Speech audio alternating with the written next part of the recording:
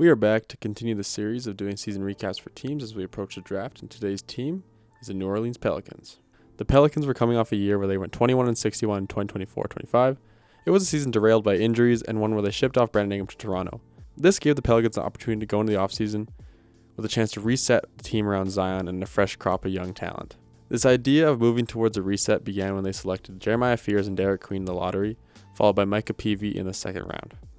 Acquiring the pick for Queen cost them their pick at 23 as well as their 2026 first rounder, which at the time was looking like a highly coveted pick, a move that had a lot of people scratching their heads and doubting Joe Dumars. Going into the offseason, they re-signed Herb Jones. He was their only extension of the offseason. They ended up moving off CJ McCollum and Kelly Olynyk in exchange for Jordan Poole, Sadiq Bey, and the 40th pick, which was the one that turned into Micah Peavy. This had fans excited as Jordan Poole is an exciting young dynamic player that could come in and provide some juice to the lineup. Sadiq Bey was one of those players that you kind of knew what to expect from on a night-to-night basis, with his ability to score and provide physicality. He did have some question marks coming off that torn ACL of what his play would be like, if it would be the same level it was before. And in free agency, Kevon Looney was the only one that they ended up bringing in, and Bruce Brown departed, along with Brandon Boston. The Pelicans were going to be without their starting guard, DeJounte Murray, for the foreseeable future, and the health of Zion continued to be a concern. It was definitely going to be a year of change and growth for this team. Moving into the season, they started off going 3-22 in their first 25 games, looking like one of the worst teams in the league. Zion only played 10 of the first 25, but was playing strong when he was on the floor. Jordan Poole showed that he could still score the ball, but went down early with a quad strain and only played in a handful of games, 7 of the first 25. It was an unfortunate start for two of the players that many believe would be the leaders for this squad. Willie Green ended up being fired after that 2-10 start. They brought in James Borrego as the interim head coach for the remainder of the season. Herb Jones was in and out of the lineup for the first half of the year with some injury troubles. He was still providing that typical all-defensive ability he always does, but his offensive game had taken a hit and the shooting was really struggling. He wasn't able to give them that 3-and-D that he had before, and the absence of Jordan Poole allowed for Jeremiah Fears to step into the starting lineup, and he flourished. He flourished as a scorer and honestly as a defender, being able to generate steals. He ended up averaging over 1 a game this year. Shot selection was shaky at times, which was something that was a concern, was his shot selection and shooting efficiency. But he made the most of his opportunity. He did show that there are some areas that need improvement, like playmaking and the three-point shooting, but I believe New Orleans really has something with Jeremiah Fears. Trey Murphy, he started a little bit slow, but the absence of Zion early on let him kind of take over and be their go-to guy, the number one option in their lineup. And he showed he can be that. He put up 21-5 this year on really improved shooting from deep, and also delivered on the defensive side of the ball as he always does. It's awesome seeing him be able to do this because he's the guy that I was really high on coming out of Virginia in 2021. It's really great to see him kind of flourish and be that guy and a player that is so highly coveted in the league and so well respected to opponents. I think he's only going to get better from here. Two other guys that showed up big during this time were Sadiq Bey and Derek Queen. Sadiq Bey showed off his ability to score from all three levels, rebound and defend. Looked like he really didn't lose a step from being out with a torn ACL. And Derek Queen got given a big jump in minutes and was playing so well that the media was calling him the next Jokic. Maybe the trade was worth it. Maybe. That's just a joke. I know the trade was not worth it. We'll talk about that a little bit later on. Zion returned to the lineup full-time on December 14th and played every game until the deadline. He also looked super solid during this time. Jordan Poole returned to a bench role, did the typical Jordan Poole things, but eventually ended up being in and out of the lineup for the rest of the season. Really unfortunate to see that happen to Jordan Poole. He's a player that I really like. I'm really high on. Was a big fan of him when he played for the Warriors. So yeah, it was unfortunate to see this kind of happen. I mean, he was losing minutes to Jeremiah Fears, who was looking really solid. And I understand what the Pelicans were doing. They were kind of just giving him the more opportunity. Jordan Poole wasn't a guy they really prioritized in playing. They brought him in on a trade. They didn't have to play him. They were more committed to the development of Jeremiah Fears at the time. Going into the deadline, they were sitting at 13-40, and there was lots of talk and interest around trading away Trey Murphy III, Herb Jones, Zion Williamson, and Jordan Poole to try and get some value back that was kind of centered around getting into that first round. But the front office eventually came out and shut that down and said they didn't want to move any of those guys. They did end up sending Jose Alvarado to the Knicks for Dalen Terry, who was waived, and draft consideration. The post-deadline story was DeJounte Murray returned shortly after the All-Star weekend, played in 14 games, looked as expected, had a couple really solid games, trying to get that groove back. Derek Queen's minutes did start to drop eventually, as the pre-draft concerns around his defense and effort start to show, and his opportunity on the floor became a lot smaller. Unfortunate to see, but it's all about growing pains. He's a young guy. He's going to get past this. The team and the coaching staff kind of just let the main core rock out for the remainder of the year. It was almost like they didn't actually want to tank and were trying to be competitive.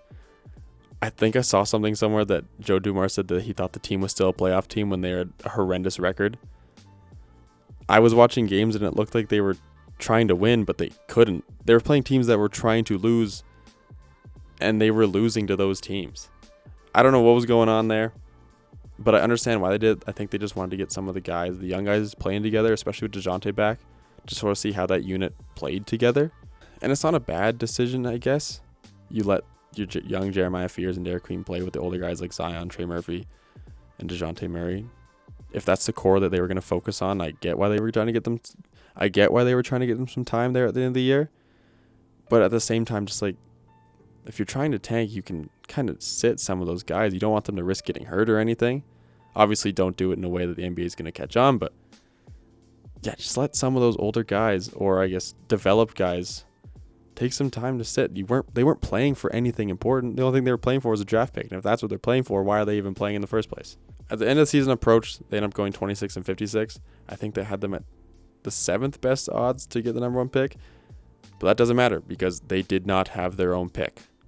As we all know, they traded it away to Atlanta, and Atlanta now has that lottery pick. Some players I haven't touched on yet that I do want to touch on a bit. The first one being Yves Missy. He played 66 games, but he didn't look nearly as good as he did in his rookie season. Definitely showed an ability to rim run and block shots like he's supposed to do, but he was transitioned to primarily a bench role, losing some minutes to Karlo Makovic and even Zion there. They were playing him in a small ball 5. The next player I want to talk about is Bryce McGowens. That's a really solid role player right there. A player that I think they should keep around, and it looks like they committed to him with that 3-year contract after initially signing him as a 2-way player. This is all due to his improved offensive efficiency. He looks like a guy that can go out there, and if you give him a role, he's going to play that role. He's able to knock down shots, get to the hoop, and just be a player in the system. Kind of an underlooked guy, not a lot of talk around him. He really impressed me this year. Kind of became a fan of him a little bit as one of those role players that I think could fit on just about any team. Last player I want to talk about is Jordan Hawkins. Jordan Hawkins has fallen out of the rotation almost completely. He's really struggled to show that shooting that got him drafted in the first place, especially from deep. He's only shooting the 3 at 34%. That's a guy that came into the draft being seen as this elite shooter for UConn, and now he's basically unplayable. I don't really know what's going on there, but I hope for his sake he can figure it out. Next year he's going into a contract year. He has to figure this out. Looking ahead, as we all know, the Pelicans have no first-round pick. They do have a late second-round pick.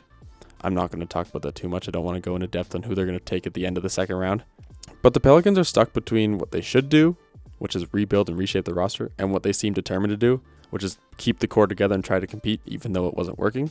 Joe Dumars came to the offseason firing over 25 people across the basketball ops and business departments. Looks like he's trying not to take the full blame for this, and he's trying to just kind of spread it out 50-50 over both departments. But I think the consensus between fans from what I was seeing online is they think it's Joe Dumars' fault. Just popping in here while I edit this video. I went on a whole spiel here about why I thought Rajon Rondo would be the best coach for the Pelicans. But as of this morning, we found out that the Pelicans have now hired Jamal Mosley.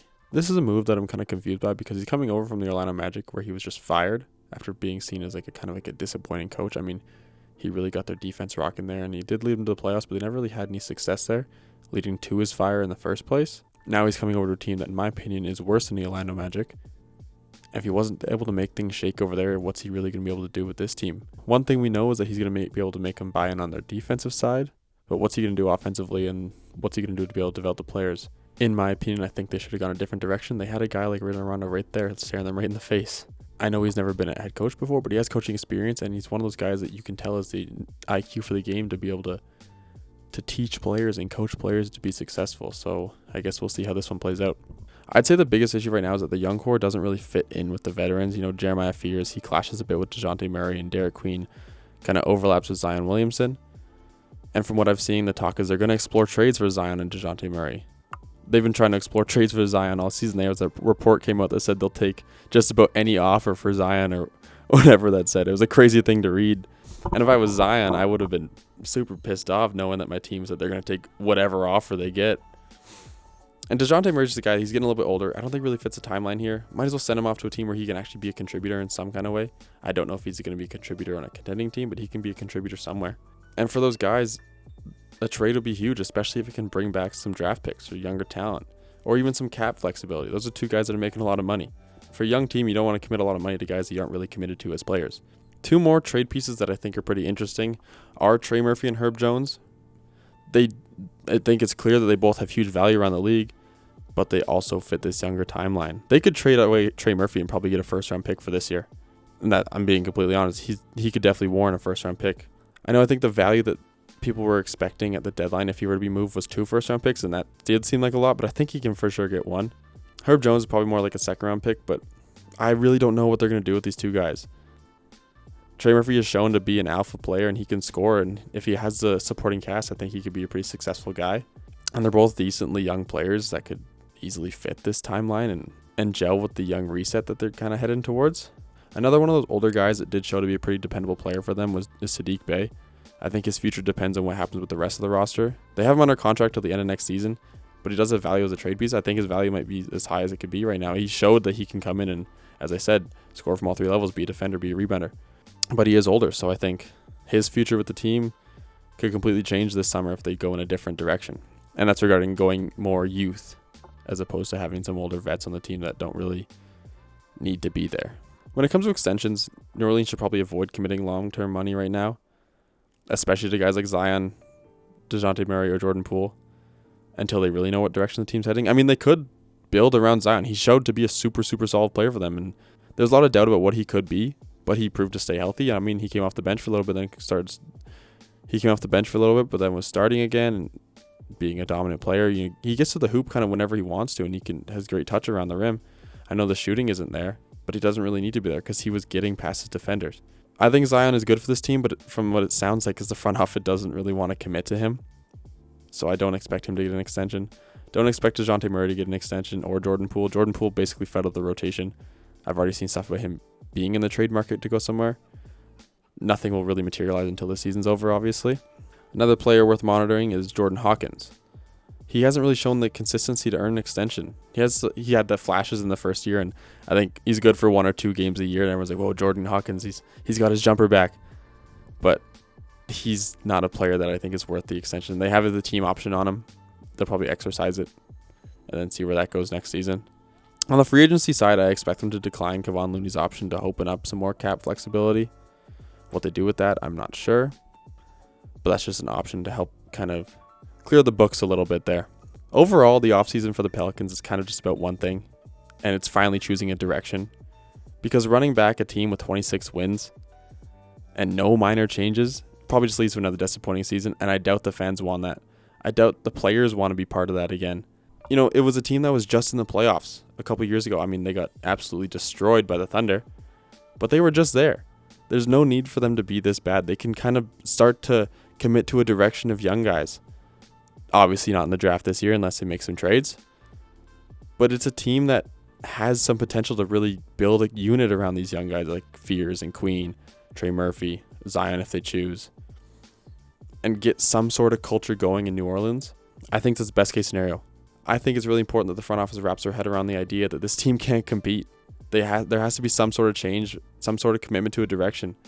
Because if they don't commit to anything, it's just going to be this over and over again, and I doubt that's what anybody wants to see right now.